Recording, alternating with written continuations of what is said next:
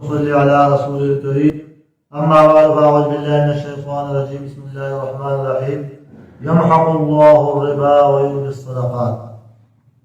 وقال رسول الله صلى الله عليه وسلم: الصدقة تطفئ غضب الرب، أو كما قال عليه الصلاة والسلام.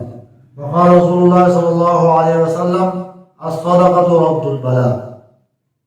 عزتمند ارزونکو دا زمون په لندن کې د نوجوانانو تنظیم دی چې هغه یوث ویلفیر فاونډیشن نوم سره مشهور دی چې دا تنظیم والا الحمدلله دو د کلي خدمت کوي او ډېر د مسکینانو فقیرانو خلکو د هغو سره تعاون امداد کوي.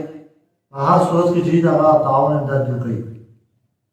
مخکې ته رمضان مبارک میاشت روانه ده چې تېر شوي رمضان کې دوی هم تقریبا 450 کورونو له د رمضان مبارک د راشن په نوم باندې څه انتظام کړی و او آینده رمضان کې اوس چې کوم مخته رمضان مبارک روان دی په دې کې هم دوی د دې خواهشمند دي چې موږ د خپلو وروڼو مسلمانانو سره چې هغه عاجزانه دي کمزوري پردو کوټو کې ناستي او د هغو خرچه او خوراک هغه ډېر په تکلیف باندې هغو ته میلاوېږي چې موږ د هغو سره څه درجه کې تعاون وکړو. نو په دې بنیاد باندې دوی ټولو مسلمانانو ته اپیل دی چې د دوی سره موږ تعاون وکړو او خپله صدقه موږ او تاسو د دوی په لاس باندې دا مسلمانانو ته ورسوو. زموږ او ستاسو صدقه به هم په ځای باندې ولګي او د دوی حوصله افزایي به هم وشي. څنګه حدیث کې تاسو ته وویلی شو چې الصدقه تطفئ غضب الرب. صدقه داسې یو شی دی چې دا د الله جل جلاله غصه هغه سړی. او بل حدیث کې راځي د الله نبي فرمایي چې صدقه د مصیبتونو او د تکلیفونو د واپسۍ دپاره باعث ده. په دې سره مصیبتونه او تکلیفونه واپس کېږي. دا د الله د نبي فرمان دی.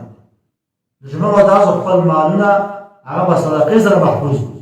د خپلو مالونو تحفظ په صدقې سره وکړو. د خپلو مصیبتونو او تکلیفونو د هغې نه تحفظ موږ تاسو په صدقې سره حاصل کړو. مخکې زموږ د رمضان میاشت روان ده. د رمضان میاشت داسې میاشت ده چې په دې کې فرض عمل الله پاک هغه په اویو فرضو باندې بندوي او نفلي عمل او نفلي صدقه الله پاک په فرض باندې بندوي. لکه په دې کې یو انسان نفلي صدقه ورکړي نو دومره اجر میلاوېږي که د فرض زکات ورکړي. نو په دې بنیاد باندې ټول مسلمانانو ته درخواست دی بهر ملک کې زموږ او ستاسو کورونه دي او هغو مزدوري کوي نوکري کوي او هغو د خپل